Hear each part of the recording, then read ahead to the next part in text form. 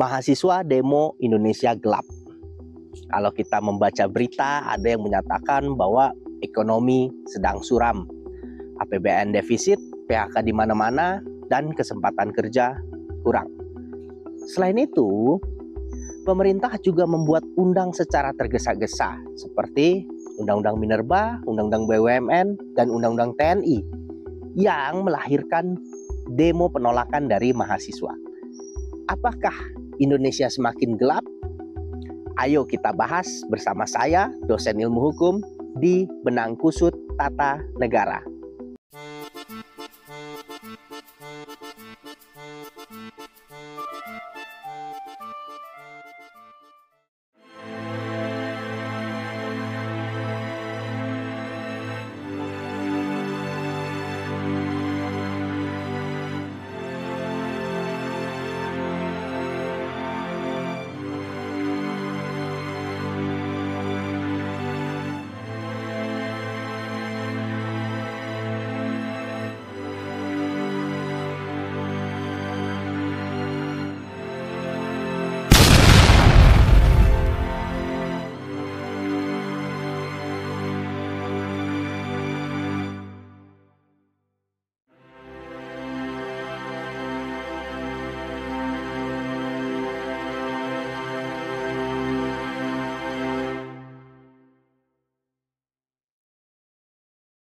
Dalam bahasan kali ini, secara akademis saya membatasi kepada kajian hukum. Sebelumnya, saya perlu sampaikan kita berada dalam suasana baru dibandingkan dengan konten-konten sebelumnya. Yaitu di alam nih. Kenapa saya memilih di alam? Karena tema di masyarakat saat ini, Indonesia sedang gelap. Jadi saya mencari cahaya natural dari alam. Nah, sekarang ini saya berada di daerah Jayagiri ya. Sejuk, cuacanya sejuk. Berada di hutan pinus. Ya, tempat yang cocok untuk mencari inspirasi untuk kita keluar dari kegelapan.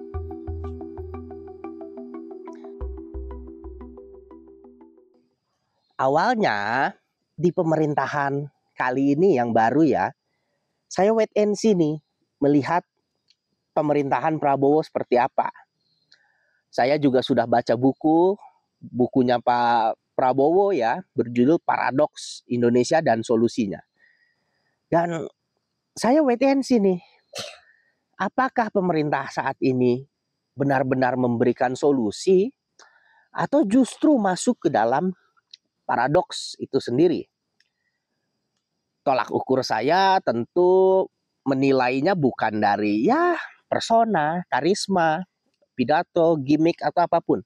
Tapi kebijakannya yang menjadi tolak ukur saya, apakah paradoks atau tidak. Bagaimana menilai paradoksnya? Kita bisa lihat apakah kebijakan yang dikeluarkan di masa pemerintahan Prabowo itu konsisten atau tidak? Apakah bisa dipegang atau tidak? Jadi kita kaji secara rasional apakah kebijakannya masuk akal atau tidak. Jadi di pemerintahan Prabowo ini sudah ada 3 kebijakan yang substansial ya. Udah ada 3 undang-undang yang diterbitkan, yaitu revisi Undang-Undang Minerba, Undang-Undang BUMN, dan Undang-Undang TNI. Khusus mengenai Undang-Undang Minerba itu sudah saya bahas secara banyak tuh di konten saya ada playlistnya bahkan. BUMN juga sudah tuh saya buat tuh yang tentang Danantara ya. Nah, saya bingung nih, revisi Undang-Undang Minerba kenapa sangat dikebut oleh DPR? Jadi begini, saya gugat Undang-Undang Minerba khususnya yang terkait dengan pemberian prioritas kepada ormas keagamaan ke Mahkamah Konstitusi. Itu sudah diputus di 3 Januari 2025. Setelah itu DPR segera merevisi. Dan sampai sekarang setelah disahkan draftnya itu juga belum jelas. Draft aslinya seperti apa, draft finalnya seperti apa. Jadi kita mau menilai juga sulit ya. Nah, tapi ini satu tanda-tanda ada yang bermasalah nih. Kenapa pembentukan undang-undang ini dikebut dan tidak transparan seolah-olah kan? Bahkan mahasiswa sampai mendemo itu Indonesia gelap. Dan tanggal 18 Februari itu wakil pemerintah menemui itu demo mahasiswa. Salah satu tuntutannya adalah mengenai revisi Undang-Undang Minerba. Tapi sudah disahkan. Ah, ini kan bingung. Gimana menampung tapi sudah disahkan di tanggal 18-nya. Nah, ini tanda-tanda yang aneh ya, yang bermasalah ya. Nah, Undang-Undang BUMN ini saya rasa juga bermasalah nih. Ada dua substansi yang saya anggap bermasalah. Yaitu kerugian Danantara dan BUMN dianggap bukan kerugian negara.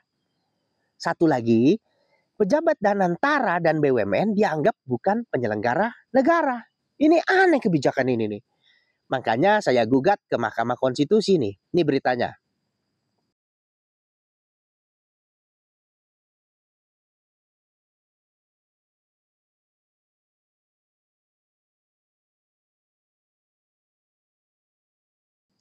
Nah, walaupun saya dilema juga nih ke Mahkamah Konstitusi. Jangan-jangan nanti kayak kasus di Undang-Undang Minerba. Permohonannya ditolak dan justru menjadi alasan DPR untuk merevisi Undang-Undang Minerba. Padahal itu bukan permintaan saya. Dalam artian, petitumnya justru bukan menjadi alasan. Jangan jadi putusan MK menjadi alasan untuk merubah undang-undang. Nah, ini takutnya nanti di Undang-Undang BUMN juga sama. Cuman ya jalur konstitusional kan hanya Mahkamah Konstitusi saat ini. Kalau kita tidak setuju dengan suatu undang-undang yang diterbitkan oleh DPR dan pemerintah. Nah, bagi saya ini kebijakan yang berkaitan dengan Danantara, khususnya kerugian Danantara bukan kerugian negara dan pejabatnya bukan penyelenggara negara, ini kontra dengan semangat pemberantasan korupsi. Karena salah satu unsur tindak pidana korupsi adalah adanya kerugian negara atau penyelenggara negara. Kalau itu tidak ada, ya sulit kita memberantas korupsi. Jadi Undang-Undang BUMN baru ini seolah-olah seperti paradoks. Jadi kok kayak omong kosong ya kita mau memberantas korupsi, tapi kebijakannya justru bertolak belakang dengan semangat pemberantasan korupsi. Nah, salah satu lagi faktor yang dianggap sebagai menentukan Indonesia gelap atau tidak adalah adanya Undang-Undang TNI. Saya nih belum dapat nih draftnya nih. Jadi hanya melihat berita saja ya. Jadi info-info di berita menyatakan bahwa TNI bisa melakukan operasi digital atau operasi di ruang cyber. Dan ada juga TNI bisa masuk ke ranah sipil. Salah satunya Kejaksaan Agung. Nah, ini ada satu isu nanti. Kalau kita kaitkan dengan Kitab Undang-Undang Hukum Pidana yang berlaku tahun 2026. Itu di pasal 188 menyatakan bahwa paham lain ya, barang siapa yang menyebarkan Marxisme atau komunisme atau paham lain yang bertentangan dengan Pancasila itu dipidana. Maksud paham lain ini apa? Nah, saya khawatirnya terlalu luas sehingga pemerintah nanti membatasi tafsir Pancasila sehingga bisa memenjarakan orang-orang lain yang memiliki paham yang bertentangan dengan pemerintah. Nah, waktu zaman Orde Baru, Pancasila itu kan menjadi alat politik untuk membungkam oposisi. Nah, apakah kita ini sekarang menjadi seperti Orde Baru atau tidak? Apakah pemerintah sekarang ini membawa Indonesia semakin masuk ke dalam kegelapan atau tidak dengan adanya kebijakan-kebijakan tersebut? Nah, sekarang kita sudah ada 3 undang-undang yang diterbitkan di masa pemerintahan saat ini. Jadi kita sudah bisa menilai nih, apakah Indonesia semakin gelap atau tidak? Jawabannya apa? Tanyakan pada diri masing-masing, apakah ini benar-benar semakin gelap atau semakin terang. Jadi renungkannya pakai akal sehat ya, pakai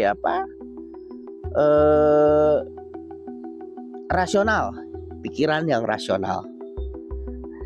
Nah, sekarang Anda percaya pada hati nurani Anda atau pemerintah?